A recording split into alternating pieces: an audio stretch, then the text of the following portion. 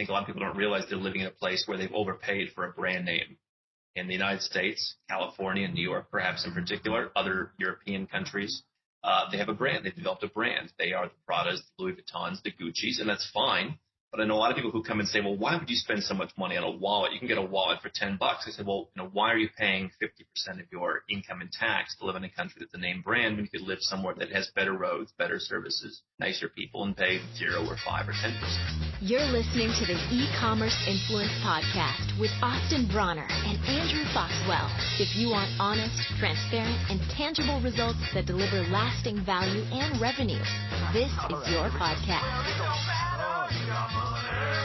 It's safe to say that most of us have been doing a lot more shopping online lately. And if you're an e-commerce brand, that means you might be seeing more first-time customers. Once they've made that first purchase, how do you keep them coming back? That's what Klaviyo is for. Klaviyo is the ultimate marketing platform for e-commerce brands. Klaviyo gives you the tools to build your contact list, to send memorable emails, automate those key messages, and more. A lot more. That's why more than 40,000 e-commerce brands like Chubbies, 8 Sleep, and Living Proof, including most of my clients, use Klaviyo to build a loyal following. Strong customer relationships mean more repeat sales, enthusiastic word of mouth, and less depending on expensive third-party ads. Whether you're launching a new business or taking your brand to the next level, Klaviyo can help you get growing faster. Plus, it's free to get started. Just visit klaviyo.com/influence to create your free account today. That's KLAVIYO.com/influence. What's up, everybody? Welcome back to another episode of the E-Commerce Influence Podcast. My name is Austin Bronner, and I'm bringing you an episode today that is fascinating and different than any other episode we've done here on the E-Commerce Influence Podcast. Today's episode was inspired by a couple of conversations I've had with entrepreneurs and friends of mine who have been kind of asking questions about, where the Western world is going, how to potentially hedge against some of the uncertainty that's happening in our country right now, in the US, in Europe, in Australia, and what's really possible if you run your business globally rather than just locally or in your, or nationally in your country. So this conversation is one I've been wanting to have for a long time. And I brought in Andrew Henderson, who is the founder of nomadcapitalist.com, somebody who I discovered a few years ago when I was searching for a way to diversify my citizenship and get a second passport. So Andrew's a wealth of knowledge on global citizenship, on offshore tax strategies. I'm not talking about, doing anything illegal, like fully legal ways to minimize your tax burden. And he has a fascinating worldview. He's a very interesting guy. He lives in Malaysia as well as a bunch of he's got houses all over the world that he's built for investment properties. He's been inspiring to me and some of my entrepreneurial friends. So I wanted to bring in here to talk a little bit about what it's like to build a business globally. So welcome, Andrew, to the show. My pleasure to be with you. It's exciting. I'm really excited to have you on this show. I think, like many people, I've been touched by your content in a way that's kind of changed my life. A couple years ago, I have a good friend who's a client of yours who helped me start going down the rabbit hole of looking for dual citizenship, another second passport. And I found one of your articles a couple of years ago. I think it was almost about 4 years ago now, 3-4 years ago. Started doing a little bit of research, uncovered that we had an opportunity with my wife to go and get a second passport from Germany based on her descent. So reading a combination of your articles, doing research, 2 years later, passport came through just a few months ago. So very, very excited and excited to share some of your expertise because I think you are one of the most unique individuals that I've come across on YouTube, sharing some very, very interesting stuff. I would love to kind of go into your tagline, which is one thing you've said for a long time is go where you're treated best. What does that mean to you? Well, it's very broad. I mean, I think it's human nature, right? And I think what's very interesting is that we're talking about presenting these new ideas to people about the idea that you can live where you want. You can choose your tax rate where you want, especially if you're in business, right? And your country doesn't want you to think that because their tax rates keep going up and up and up and up, and they think that's acceptable, that you create jobs, you create business, but you got to pay more. You get to choose where you're a citizen of. And I think we're seeing perhaps this year why that's important. You get to choose pretty much everything in your life. And I think what's interesting today in the 2020s is there are so many options available. Not only is the world open to us, generally speaking, but a lot of the countries that in our lifetime, when we were younger, weren't so appealing have become very appealing. These are the countries that I've talked about, the Malaysias, the Georgias, the Colombias. I mean, these were a disaster, some of them 30 years ago. They were a mess. And now some of them are doing very well in many ways. But what I think is important is you have so many choices now. You want to treat the world a little bit as a buffet where you want to cherry pick. I think that's really what's changed in my lifetime, where it used to be, let's move to New Zealand. Now it's, well, let's bank in Singapore. Let's get our dual citizenship as you did it in Germany. I think that's fantastic. Let's start a company in the UAE. Let's personally live in the Cayman Islands. Whatever it is that works for you, there's many permutations. But you don't just want to say, I'm living in the U.S. and I'm just going to abandon all of that and go to one. I have to pick one place. Your citizenship does not have to be your residence. It does not have to be where your company is formed. It does not have to be where your bank account is formed. It does not have to be where your customers are. It does not have to be where your server is. It does not have to be where your wife or your husband is from. You get to choose. And I think that the idea that one country is magically perfect for everything, let alone perhaps any one thing, is a little silly. And if that's the one thing I leave with people, it is the buffet. I think that's where I initially got connected to some of your work, which is flag theory, right? And I think that was the first post that I came across. Somebody forwarded it to me a couple of years ago, maybe even 5 years ago, something like that. You've been doing this for a while. And could you dive into that a little bit more? What is flag theory? And I think it's 5 flags, 3 flags. What does that even mean for people when they're kind of conceptualizing this? Yeah, so I think originally in the 50s, 60s, back when people would go to Monaco, and this was reserved for people who would, had yachts. The idea was 3 flags, and it was to live in a tax haven, to be a citizen of a country that left you alone, I think, and to have a business somewhere. Then it became 5 flags, and they added like playgrounds, where do you spend time. They added the idea of living as a tourist, because tourists are treated pretty well, right? I mean, you come and you don't even have to pay sales tax. I mean, you leave and you queue up at the airport, and here I bought these 5 Prada bags. You're behind the guy who's going back to wherever with the 5 Prada bags. They're handing him 5,000 euros. If you go to Germany and do that, they're not giving you your 5,000 euros. They love tourists, right? And so that was part of it. And then I think what we've adapted here at Nomad Capitalist was there's so many flags you can plant. So your citizenship in Germany, that's a flag. Where you live, that's a flag. Again, where your tax residence is, where your company is, where your banking is, those can be many flags, right? I've opened way too many bank accounts all over the world. Where you have real estate, where you have friends, where you just like to go and visit. I call them the focus cities. You have hubs where you spend time. You have focus cities where you just know your way around. You go there, you're welcomed. Again, it could be a dating flag. I mean, I see so many people online who complain about dating in their country. And I say, great, well, go and find somewhere where the people are more like you. And so it's the idea of just basically, you have a map and you're putting those flag pins in the map, again, where each place suits you the best. And, again, if we look at, Singapore is maybe one of the best places to bank if you're a non-resident for super stable banks. It may not be a place that you want to live. And so it's really just, carving out each thing. I think that's something that you mentioned a little bit earlier. When you're born in the country and you grow up there, this isn't a conversation that's being had, right?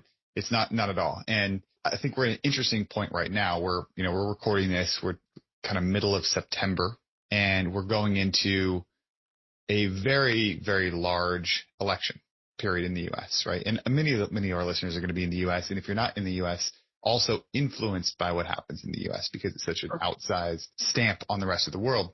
What are some reasons people should be thinking about planting some different flags as we look forward? If you look at the U.S. as kind of maybe a leading edge for what might be happening in their own countries? Well, I've come up with the concept that countries are brand names. I have a Prada wallet. I like that. I decided to overpay for any other kind of similar Saffiano leather wallet. And I realized I overpaid. I think a lot of people don't realize they're living in a place where they've overpaid for a brand name. In the United States, California, New York, perhaps in particular, other European countries, they have a brand. They've developed a brand. They are the Pradas, the Louis Vuittons, the Gucci's, and that's fine. But I know a lot of people who come and say, well, why would you spend so much money on a wallet? You can get a wallet for $10. I said, well, why are you paying 50% of your income in tax to live in a country that's a name brand when you could live somewhere that has better roads, better services, nicer people, and pay 0 or 5 or 10%? And so I think the idea of diversifying is that you want to have options the same way that you don't want to put all of your money into one stock if you're a diversified investor. The same way that you want to make sure that you've done an analysis of what are the threats, what are the weaknesses in your business, and how do you prevent against those. One of the biggest weaknesses that I see in business is they are giving a lot of their money to a country that doesn't appreciate them. And if they were to reinvest that money back into the company, it wouldn't just be 50%. It might be 100%. It might be 200% of their income if they're running traffic to an offer, for example. My e-commerce guys with their 3-4 to 1 return on their ads, and so those, they're literally, it could double or triple their income. And so what I've said is for me, leaving the U.S. was about peace of mind. What are they going to come up with next? You've got, I don't even know how many trillions of dollars. If we say one number, I guess tomorrow will be different. But close to $30 trillion in debt. Who's going to pay for that? People are increasingly demanding free stuff. People increasingly don't like the kind of people that your audience is. If you are a 7 or 8 figure entrepreneur that we work with, you're not very popular. You are the devil to some people. Those people are potentially gaining power. And then there's all the travel restrictions. Then there's all the things where they're telling you what to do. Look at what's happening with the stuff with Trump in China and how he wants to stop people from doing business in China or, put restrictions on that if you're an American. And so I just say, for me, being able to say that's not my circus anymore is a good option to have. And to anyone who doesn't believe that, I would say we're 2 days away as we record this from the 19th anniversary of 9/11. Americans will appreciate that. Look at all the things back in 2001 that you thought would never happen that happened. And look at all the liberties they've taken away. Look at all the things that have happened with the financials. Look at everything that's happened that you would have said you're a lunatic to say that would happen. If it hasn't happened in the U.S., it's happened somewhere else, whether it's Cyprus with the bank holiday, Greece, any of these places.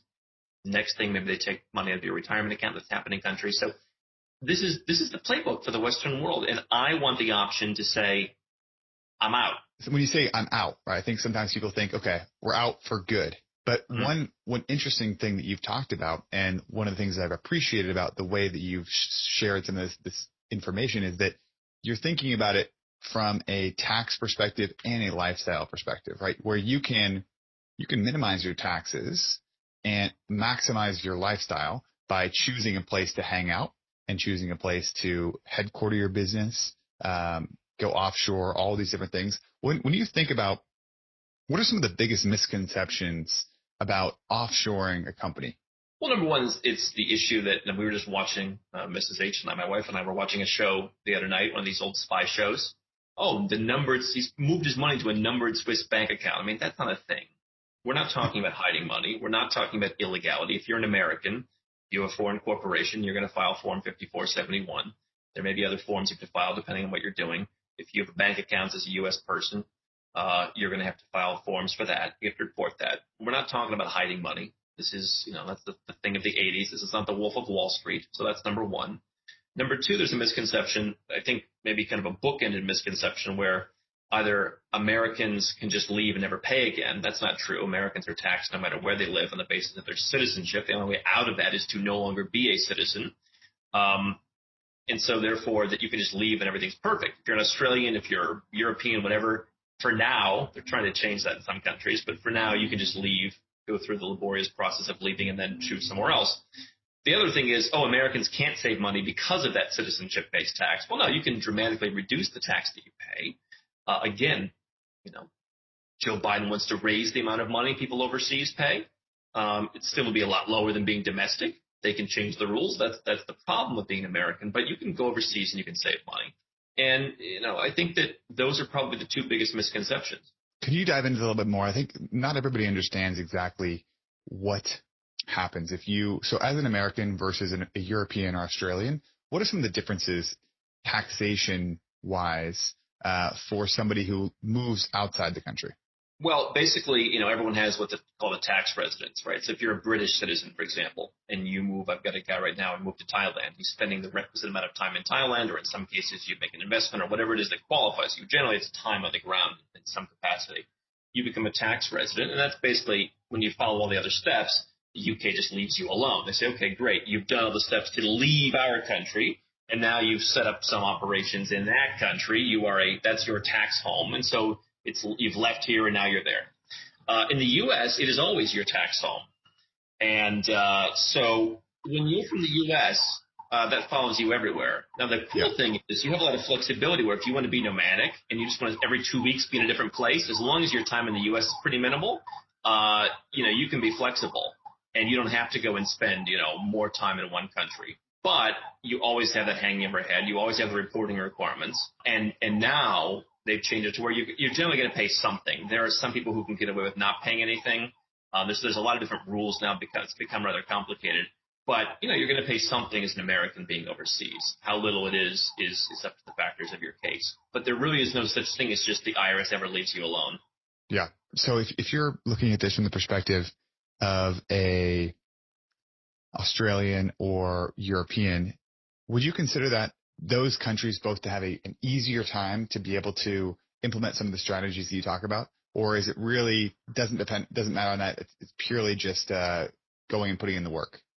Well, everything is easy and nothing's easy, right? So, I do think that those countries are becoming more difficult. The myth for those countries is, and I still hear it, as long as you spend fewer than 183 days in that country, you're off the hook. And so what people have interpreted wrongly these days is I'll spend 180 days in Australia, for example, or Germany, and then I'll just bum around the rest of the time with no fixed home. Yeah, that country's your home. They have all kinds of provisions now, particularly in Western countries. Perhaps there are some countries like if you're from Montenegro or something, they probably have a pretty strict days test. If you're under it by a day, you're good. Everywhere else, these Western countries, it's what's your center of life. And so I had somebody who was really dicey. He's like, I'm going to split my time up between the U.S., France, Spain, and somewhere else. I'm like, oh my God, like one pin moves the wrong direction, you're screwed in any one of these countries, because they're all looking to say like, well, you're here, this is kind of your home. Do you want an apartment? Oh, okay, that's not too interesting. So, I happen to like the emerging countries. I happen to like the places that not so many people are talking about. For the lifestyle reasons. So I'm kind of fortunate in that the countries I live in are also pretty tax friendly. But it's not just as easy as leaving. You need to close stuff down. Sure. Americans have a certain benefit in this regard. If you're an American and you like your bank account, for example, you can go overseas and keep it. Whereas if you're, one of these other nationalities, you're probably going to have to close your local bank account. And so what's nice for me is just being able to leave the system. And sure. Once you do the work, you're done. You don't have to be filing tax returns and calculating bank, So I think in that regard, it's easier. But don't be fooled into thinking, because now they're cracking down. 25 years ago, okay, nobody cares who's doing this. Now they're really looking at it. There was a case that I always talk about in Australia. The guy got rid of everything and moved overseas except for one thing. He kept paying the rent on a slip in the harbor for his boat. The boat wasn't there, but the slip was still rented. And they said, well, why would you rent a slip if you weren't planning on coming back? And they went back many years, and they retroactively said, well, you weren't out. You got to pay. Yeah.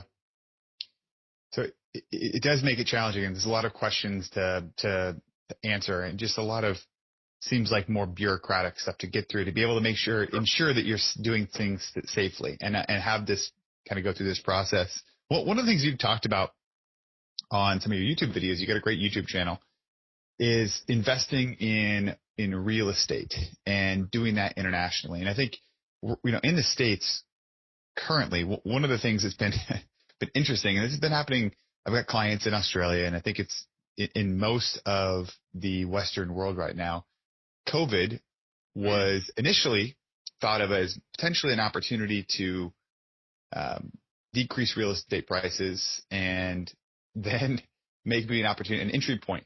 What's happened in the U.S., and I live in Austin, Texas, prices have continued to skyrocket. I got a client in the Gold Coast, Australia, said, you can't buy a house. Auctions are happening and going for way above the price it was 3-4 months ago. So the entry point for real estate is very, very high. When you look at some of these other developing countries, the entry point is much lower. I know Georgia is a place that you've invested. I was in Georgia last summer. We're looking at real estate. What's the bull case for investing in foreign, say, outside the Western world real estate? Well, I mean, I think that a lot of these markets are pretty toppy in the Western world. I mean, I don't know, to me, and I come from Arizona, I spent time in California. It's very cyclical. And so, things go up and then you see things go down. I also grew up in Ohio, and that market's just pretty flat. There's not a lot of growth because nobody's moving there anymore. And so I think that you either got this cyclical nature or you've just got flat.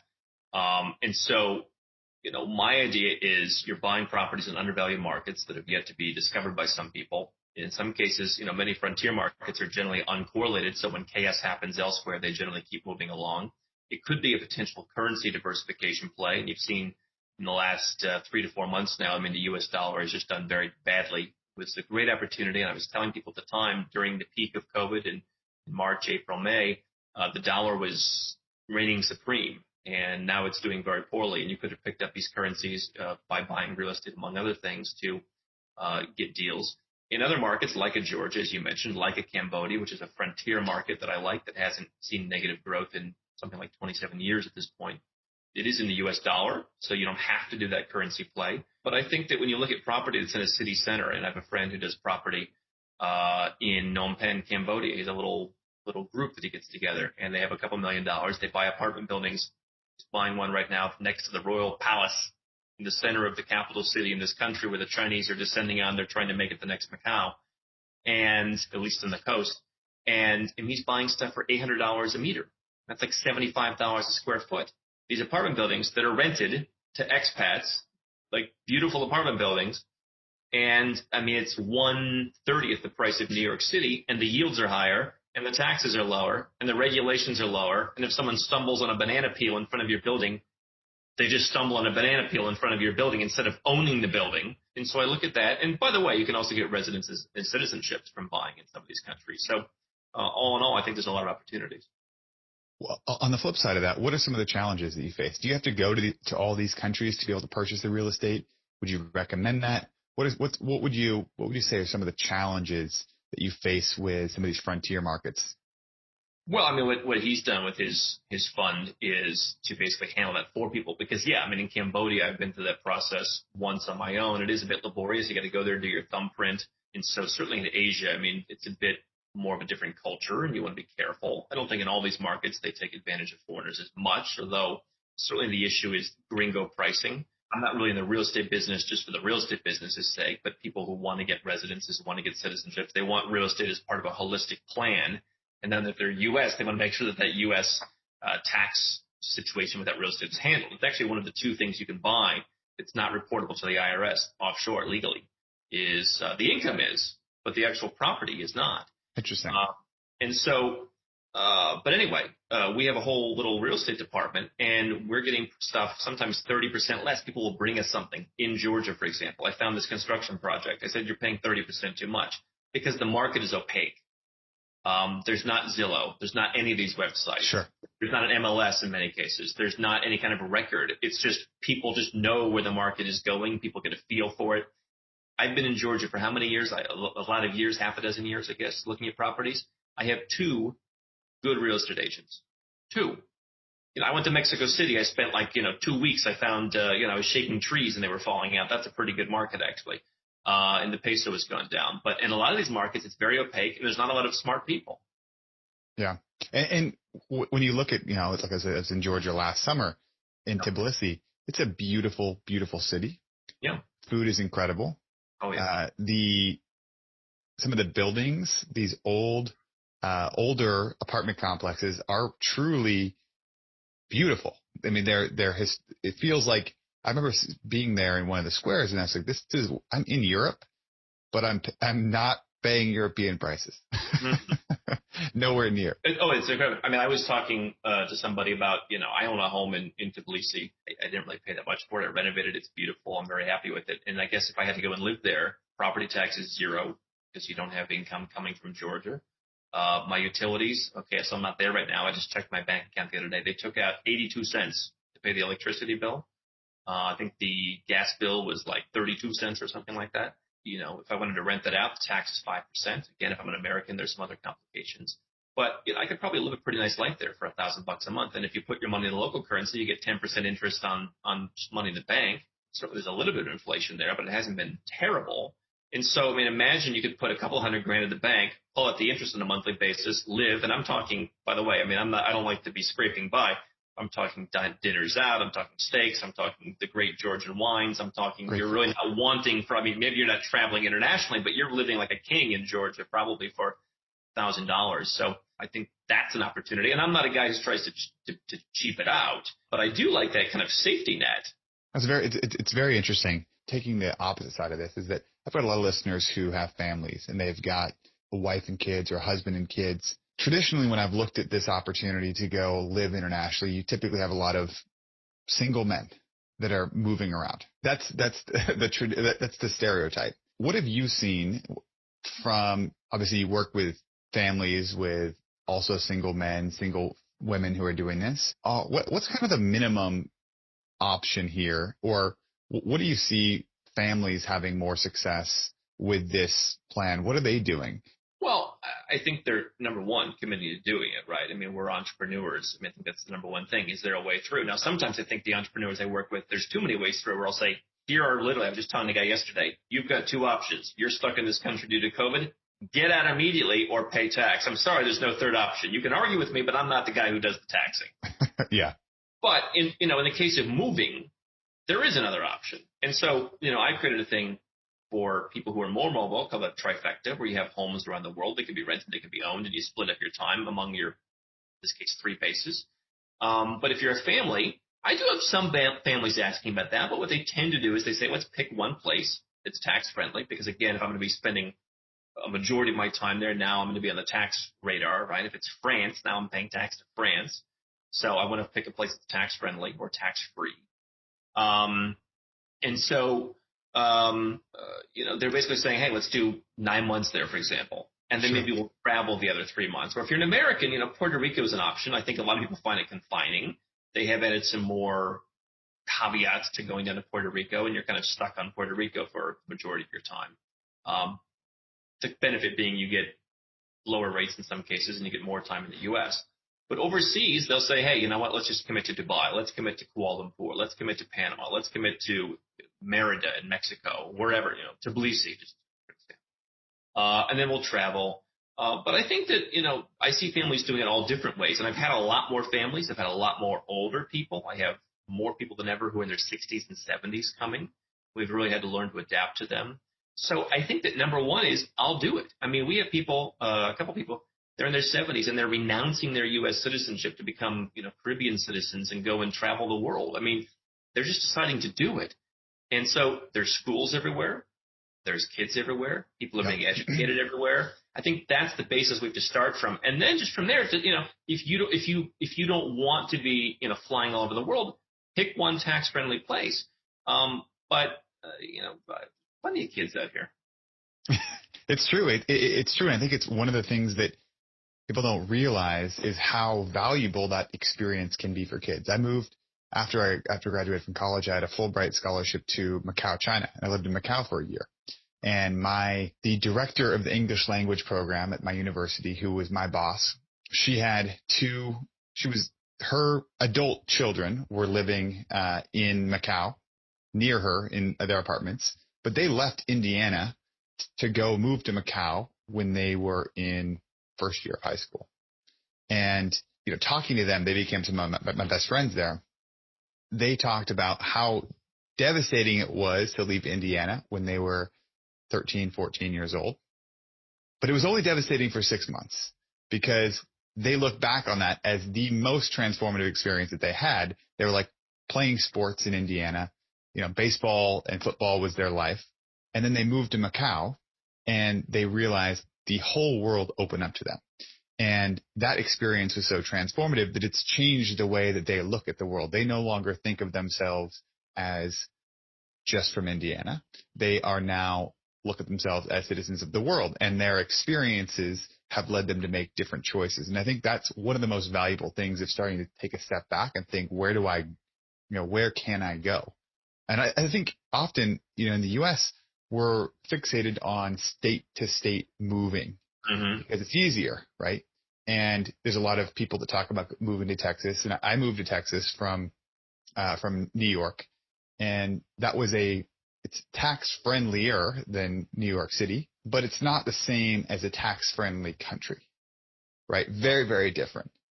Could you talk a little bit about the difference? I mean, when people think about moving states, what are some of the challenges or the differences between a tax friendly state and a tax friendly country? Well, yeah, I think that to go back to your earlier point really quickly, I mean, if people look at this, they look at me as the guy about tax savings.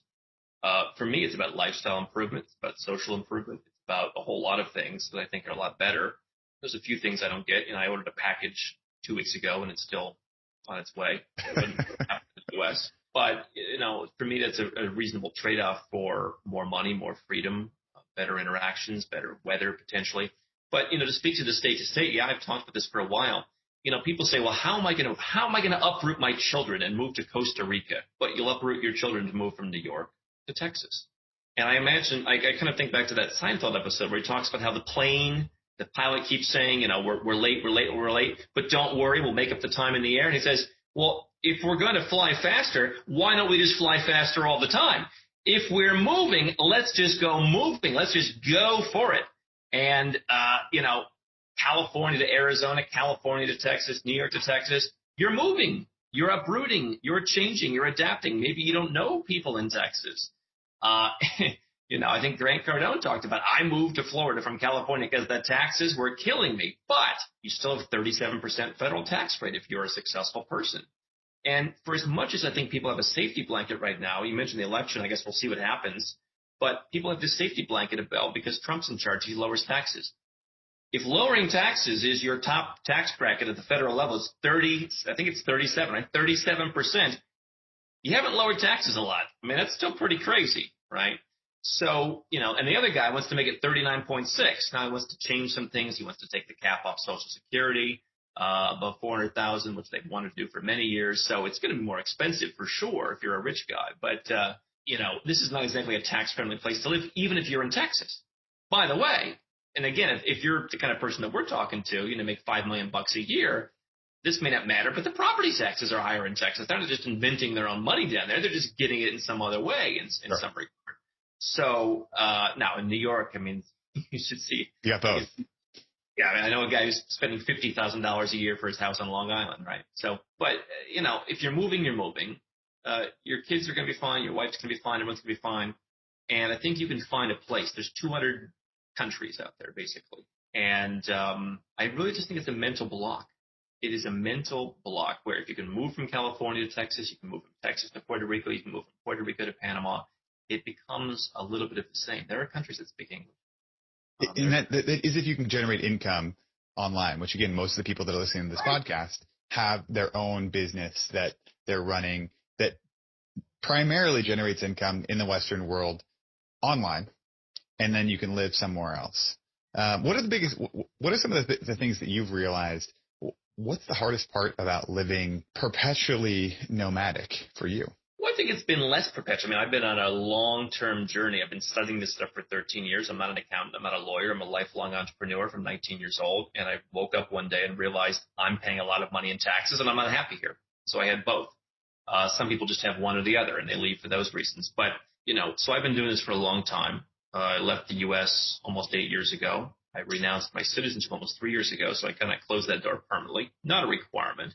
But the infrastructure I've been building is a network of homes around the world that I've renovated and renovating to where I'm not really so nomadic. And that's the discussion my wife and I are having now, is particularly in these crazy times. She's saying, let's indeed go out there. If there's another passport program, let's get a property somewhere where we can get another passport, where we have another place to go in, particularly the hub country. We can fly through there. We don't want to be stuck somewhere. We have homes to where we feel comfortable. To me, it's not really that nomadic, as much as it was. I think that I've adjusted to it because I realize that I am getting exactly the right doses of what it is that I want. And everyone's entitled to something different. But for me, I love Asia. I love a place like Malaysia. It's English speaking. People are super nice. All the consumer conveniences, shopping, beautiful sites all around. Food is incredible. Food is good, but sometimes you want Mexican food. And so we were in Latin America. Not as much. Okay.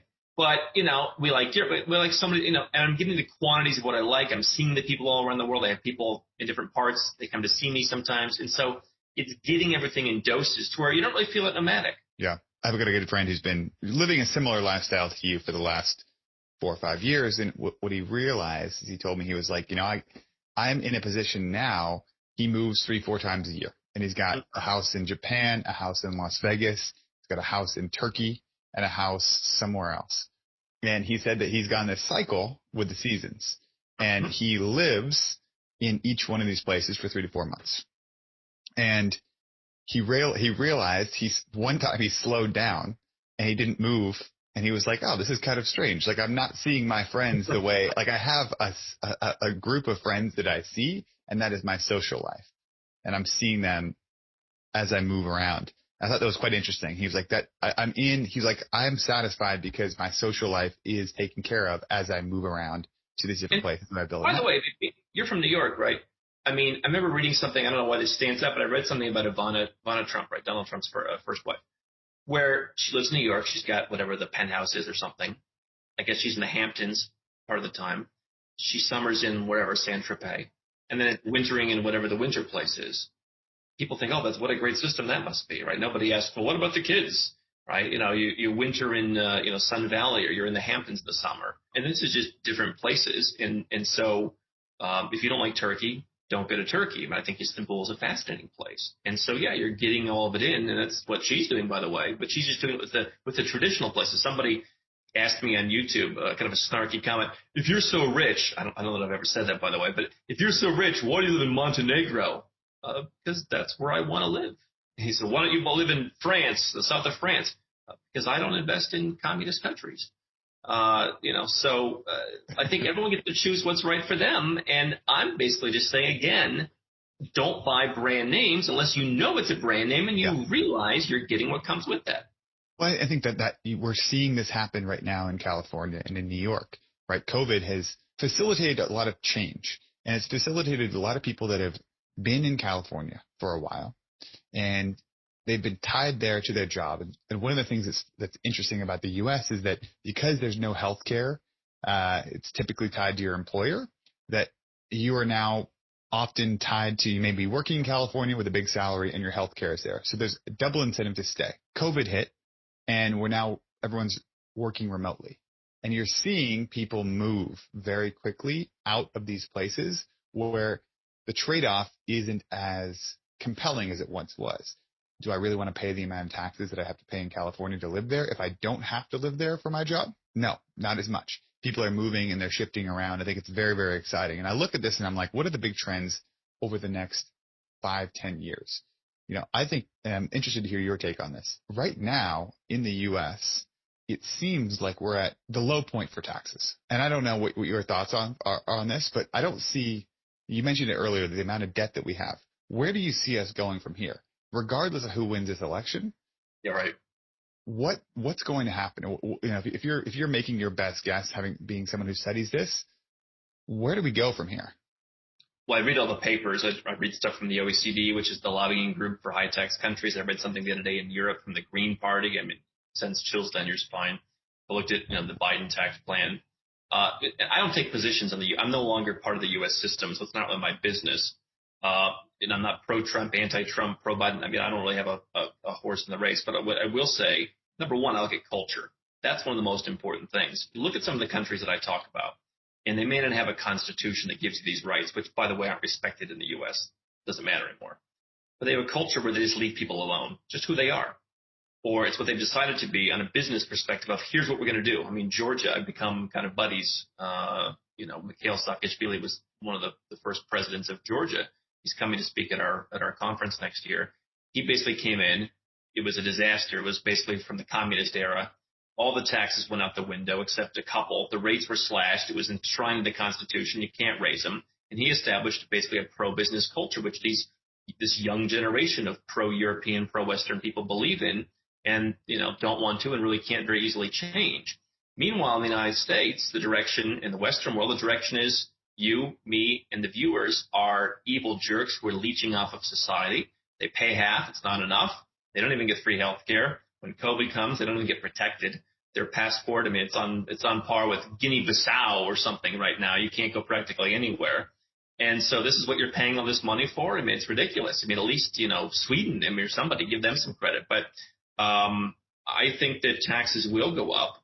I think that the U.S. may not be as bad as some places. The other trend that I think is for everyone who's watching who's not an American, who's thinking, oh, I have it easy. People in Canada have talked. People in France have talked. People in other countries have talked about instituting a similar policy, maybe not full-blown, but some kind of thing where if you are Australian, for example, and you go and live in Dubai and you aren't paying anything, that goes against our values. And we're going to put in a minimum tax, perhaps like a GILTI that the U.S. put in a provision in their corporate tax code, tax reform, where if you're not paying 15%, for example, somewhere, you pay it here. And basically neutralizing your ability to go and live in a country, which, by the way, in my opinion, has the right to charge whatever the heck it wants for people living there, right? That's their business, right? And so I think you're going to see more Western countries bullying because they're going to raise their taxes. You're going to see a wealth tax, at least in some parts, California potentially. And also you're going to see this. You're going to see retroactive taxes. They did it with Tax Cuts and Jobs Act. And they're talking about it with California, where if they want to change their policy, they will go back up to 31 years and say, you know what, forget that, pay up. Yeah, it's very interesting, and I feel like often we fall into this idea that it can't happen here, it can't happen to us. Well, but things happen very, very quickly, and it's interesting, and I think that's back to the beginning when I said that a couple of years ago I started researching a second passport and going down this path. It was just it's a hedge, right? It's a hedge against what might happen. What are some of the countries, or, if you're looking at, you're talking to somebody who's interested in going down the path of the second passport, obviously there's no best second passport, right? There's many different ways to go about it. What are some of the ways people can think about getting a potential second or third passport? And how would you approach that from the perspective of least amount of pain to make that happen? Well, I think it is different for everyone. I'll cover a couple angles.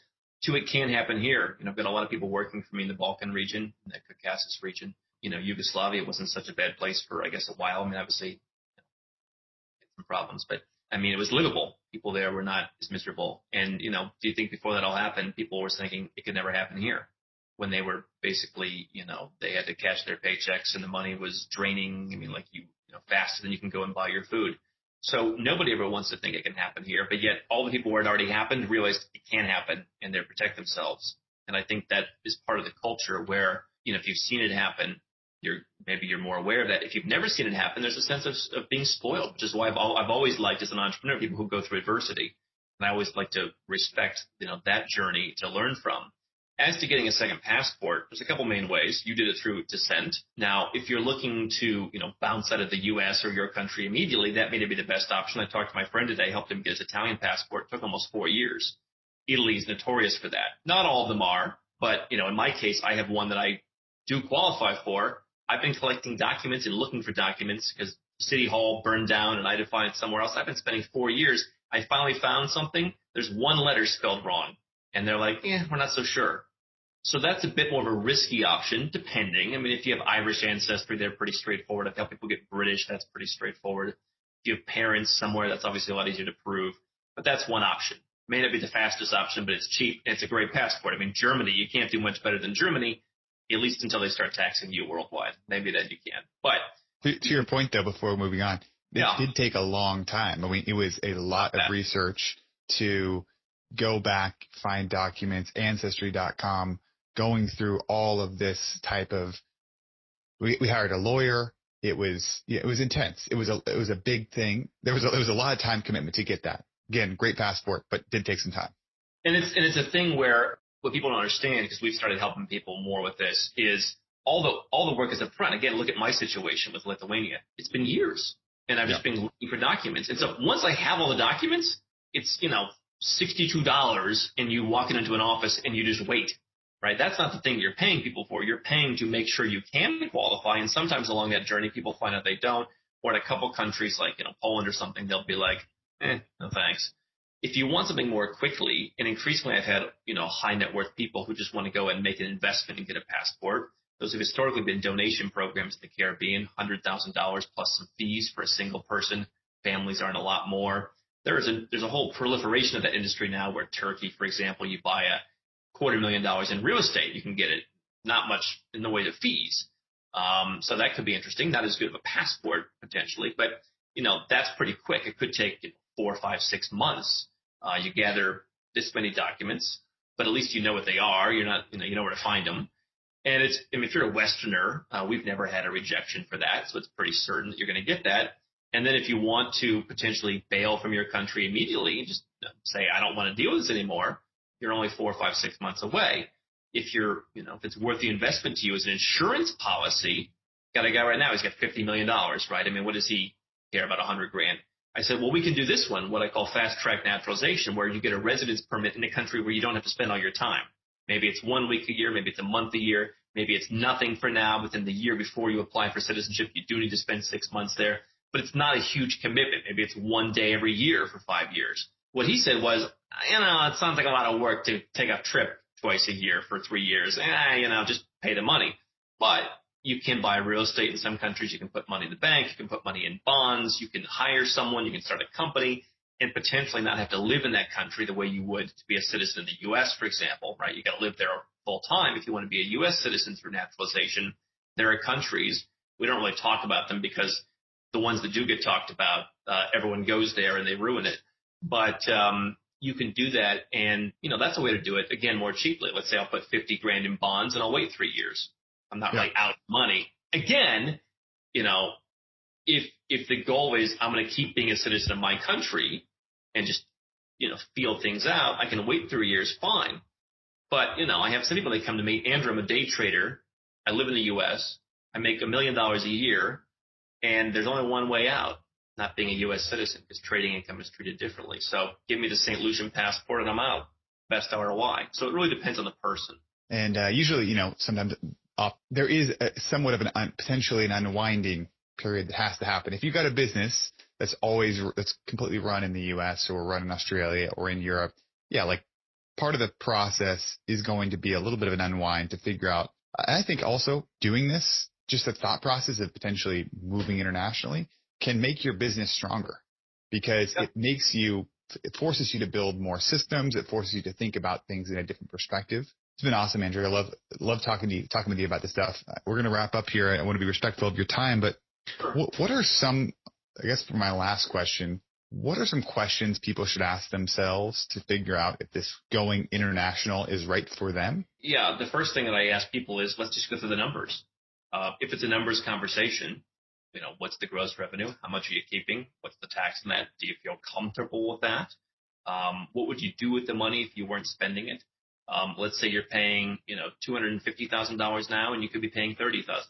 What do you do with the extra $220,000? Are you buying real estate to get your second citizenship? Are you putting in the bank to build your emergency fund? Are you putting in the stock market? Are you reinvesting it back into the business? Okay, what's the return on what you're doing right now? How big is the business going to be? Okay, how much more can you sell it for? So that's the financial work through that I would do. I'm a big believer, because I'm not an attorney or an accountant. I work with these guys. I've met all the good ones, I guess, and a lot of the bad ones over the 13 years. And so what I think you have to ask yourself is the human side. How do I get my spouse to do this? What's my life going to look like? I think that's important. Because a tax guy might send you to Belarus to save an extra 1%. Obviously, that's probably not going to work for most people. Sure. A good place for crypto. What do I want my life to look like? And I think that what I recommend is a couple things. Number one, establish some flag that you can do easily. You can go and open a bank account in some countries. Georgia, Armenia, Ecuador, for example, are pretty easy countries. Belarus, actually, with a very little amount of money. So Georgia's a nice place to visit, so I'll sometimes recommend that. You open your bank account, put $500 in there. If you have to declare it in your country, make sure you do. But now you've got that tie, and maybe 6 months later, you go and you look on your online banking, great online banking, $500 is still there. Maybe you go back to the country again and you see, everything's working. People are generally amazed when they go to places like that. They didn't expect them to be so good. And it kind of gives you this feeling that, okay, I can handle this. And then if you want to, and that's exactly what I told the people in the government, by the way, when they talked to me, was you want people doing that because then they see how good it is. And then they're looking like you are at real estate, and they're expanding. The other thing is potentially you want to commit to, let's call it a year or 2 years. And let's just call it an experiment. And we're going to travel. It could be we're going to pick one place. It could be we're going to travel until we find the place. But give yourself an out. Because then you can come back without any egg on your face and just, hey, it was my 2-year experiment. I'm back. Depending on where you're from, you may be able to keep the tax savings. Not every country allows you to do a short-term out and then come right back. That's just kind of a vacation in their mind. But some countries, the U.S. might. So that's what I would do. I would give myself outs, and I would give myself ways to kind of build up with baby steps.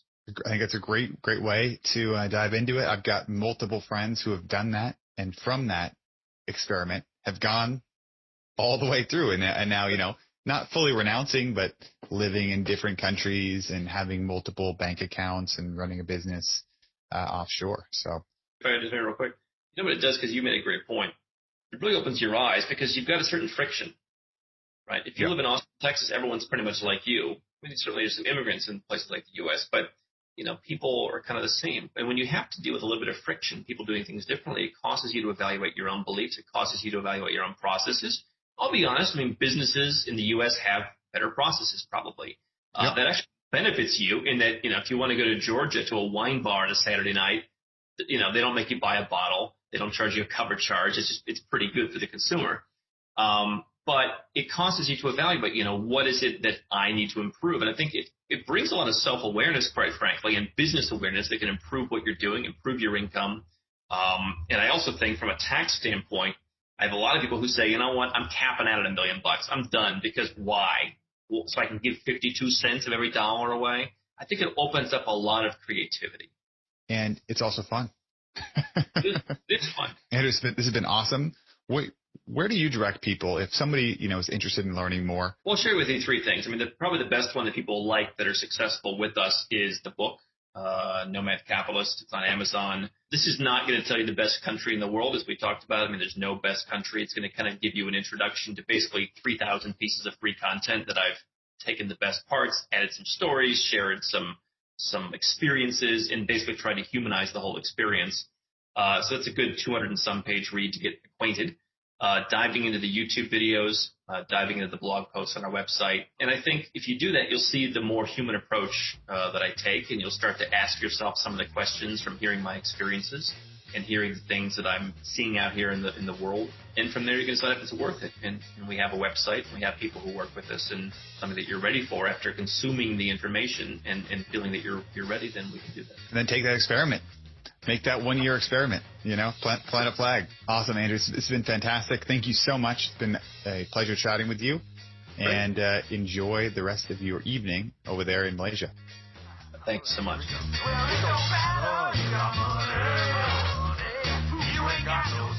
Hey guys, it's Austin. And if you've been loving the podcast, you got to go check out brandgrowthexperts.com. That's where I work one-on-one with my clients to help them build faster growing, more profitable online stores. I've got coaching programs and workshops that we host all over the world. Would love to have you come check it out. If you're a fast growing e-commerce business, or you want to be a fast growing e-commerce business, you got to check it out. That's the spot for you. We go more in depth than we do in the podcast with comprehensive trainings and coaching to help you scale up. Check it out, brandgrowthexperts.com. See you there.